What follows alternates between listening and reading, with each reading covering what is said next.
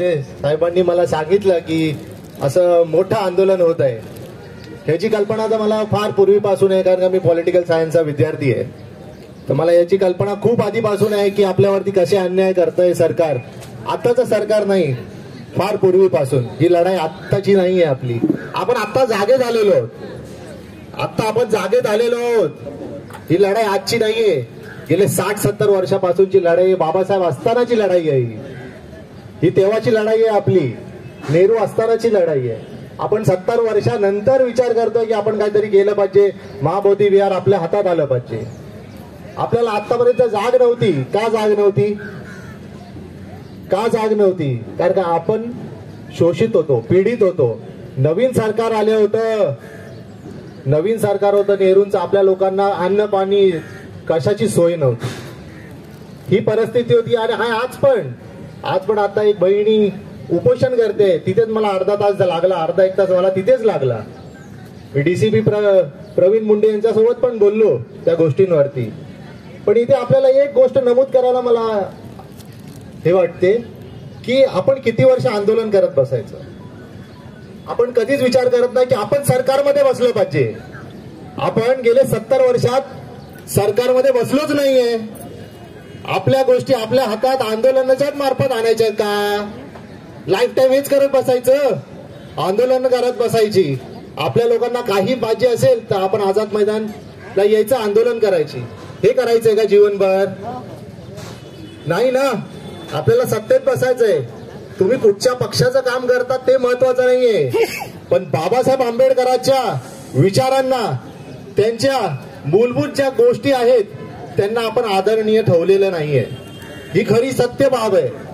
या सत्य बाबीवरती कोणी वागत नाहीये. आज ही आपल्या समाजावर, आपल्या धम्मावरती आपले जे महागुरु आहेत हे आंदोलन करतात आहेत. ही आपल्यासाठी शर्मनाक गोष्ट आहे, खूप शर्मनाक गोष्ट आहे. मला अत्यंत वाईट वाटतं या परिस्थितीत बघायला यांना. ज्या बुद्धांनी आपला हा धम्म दिला, ज्या अशोक महाराजांनी पूर्ण जगभर हा धम्म दिला, त्या धम्माला बाबासाहेबांनी पूर्ण जागृती केली आणि त्या धम्माला आपण टिकू शकत नाहीये. ही शोकांतिका आहे आपली. का शोकांतिका आहे?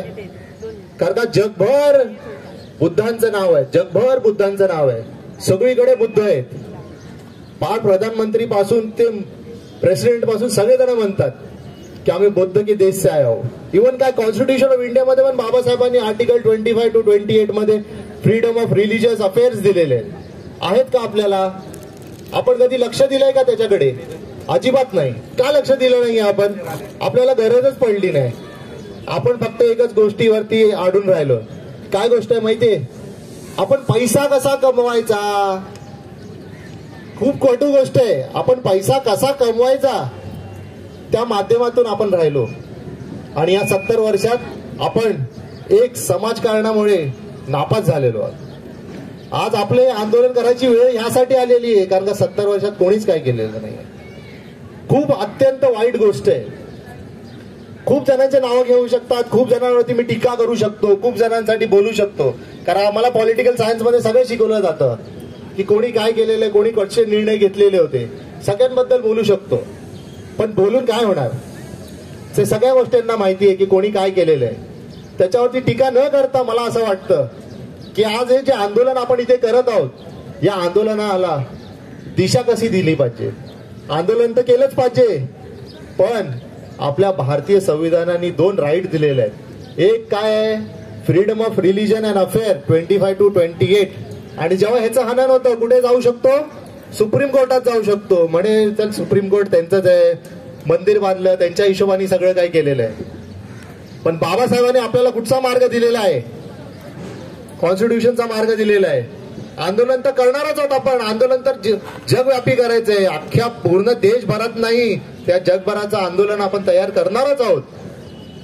पण कॉन्स्टिट्यूशनच्या आर्टिकल 32 कॉन्स्टिट्यूशनल रेमेडीच्या अंतर्गत आपण लवकरात लवकर राईट्स हिबियस कॉर्पस या राईटच्या अंतर्गत तिकडचं जे न्यायपालिका आहे की आमच्या लोकांवरती, आमच्या समाजावरती खूप अन्याय होत आहे.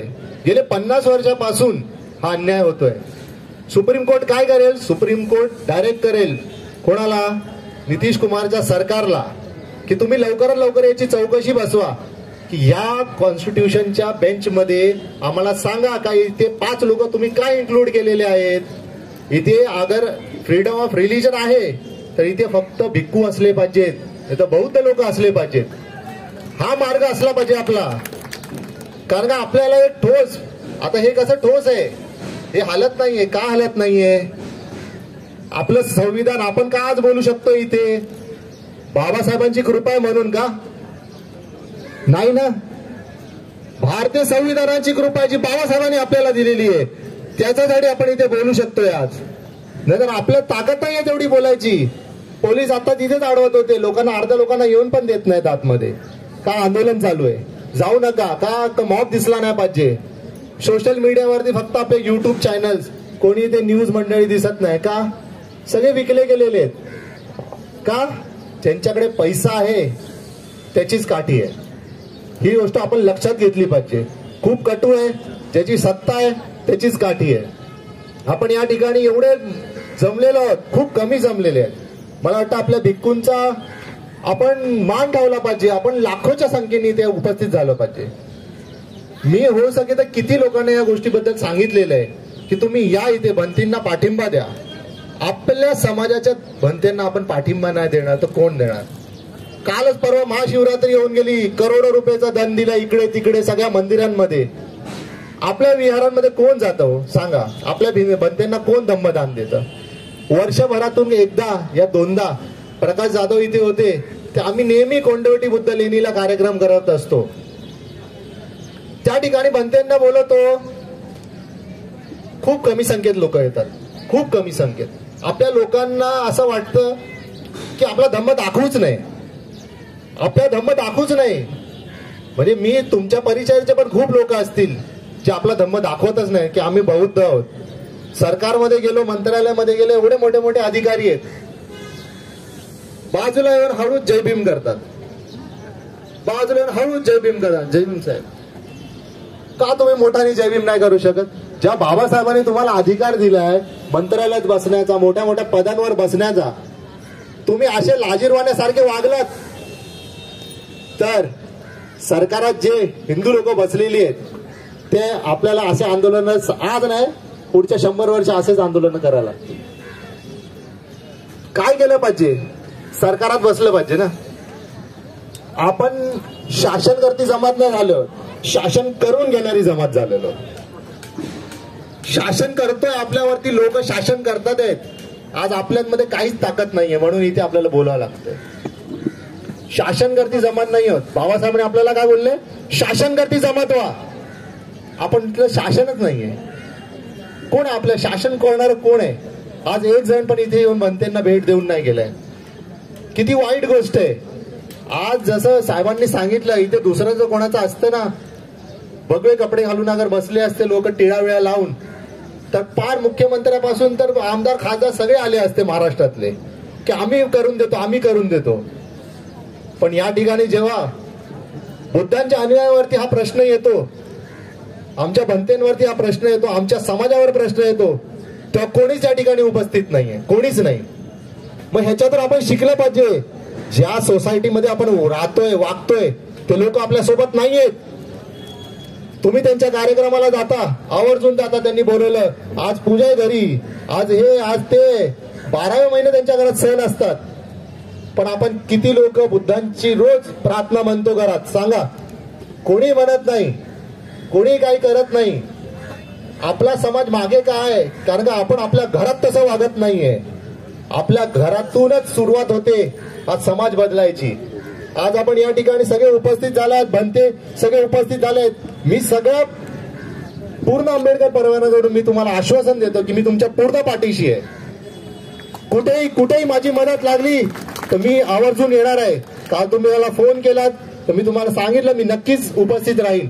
पण एक दुसऱ्या बहिणीचं आंदोलन चालू होतं, जसं मनोज संसारे साहेबांनी सांगितलंय, सागर संसारे साहेबांनी सांगितलंय, आम्ही त्या आंदोलनात तिथे थांबलो होतो. त्या बहिणीला देखील न्याय मिळवून देण्याचा आम्ही प्रयत्न केला. माननीय मुख्यमंत्री देवेंद्र फडणवीस साहेबांसोबत त्यांची भेट घालून द्यायची आम्ही ठरवलेली आहे. असे मूलभूत गरजा ज्या आहेत आपल्या त्या पूर्ण होत नाही. खूप दुःख होतं, खूप मन भरून येतं की आपल्या समाजावरती आज पण गेले 70-75 वर्ष भारतीय संविधान असून सुद्धा आपल्यावर हा अन्याय होतो. खूप अत्यंत वाईट गोष्ट आहे, खूप वाईट बाब आहे.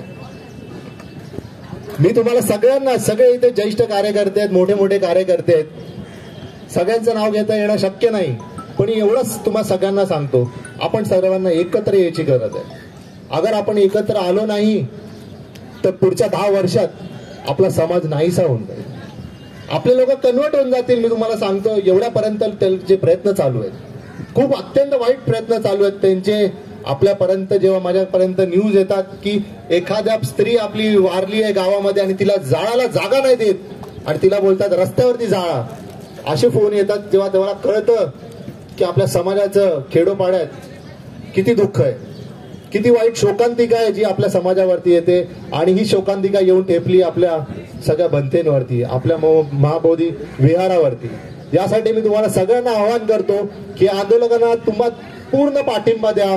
आपण सरकारला पण सोबत घेऊ, सरकारची सांगू त्यांना की तुम्ही जे अमेंडमेंट केली आहे 1949 ऍक्टची, ती अमेंडमेंट करा, त्याच्यात बदल करा. आणि पूर्ण कमिटी, जी 11 लोकांची कमिटी आहे, त्याच्यात फक्त आणि फक्त बौद्ध असले पाहिजेत. कारण का हा भारतीय संविधानाने दिलेला आम्हाला अधिकार आहे आणि या अधिकारासाठी आपल्याला लढलंच पाहिजे आणि एकत्र आलंच पाहिजे. या एवढंच बोलतो आणि थांबतो. जय भीम, नमो बुद्धाय.